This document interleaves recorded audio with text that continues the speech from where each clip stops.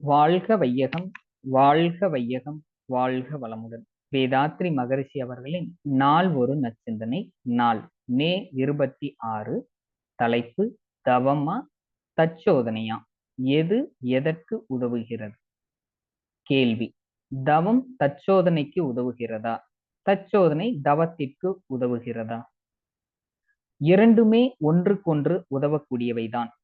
ஒருவன் தன்னிடம் உள்ள உணர்ச்சி வயத்தை கண்டறிந்து அதன் காரணமாக அவன் செய்து வந்த தவறுகளை உணர்ந்து அவற்றை இனியேனும் செய்யக்கூடாது என முடிவெடுத்துக் கொள்வதும் அம்முடிவை செயல்படுத்துவதும் தான் தற்சோதனை.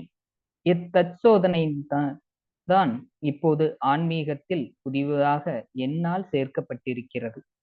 இவ்வளவு பயிற்சி முறைதான் மனிதனை மிருக குணத்தில் இருந்து உண்மையில் காரியாம்சத்தில் மீட்கக்கூடியது. இந்த தற்சோதனையை வெற்றியுடன் செய்து முடிப்பதற்குத்தான் தவம் உதவுகிறது.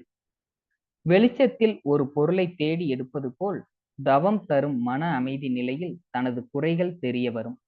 பிறகு அதே தவம் தந்த மன உறுதியை கொண்டு அவற்றை நீக்கவும் முடியும். அதுபோல் தற்சோதனையால் தூய்மை அடைந்து விட்டால் தவம் எளிதாகவும் சிறப்பாகவும் அமைகிறது.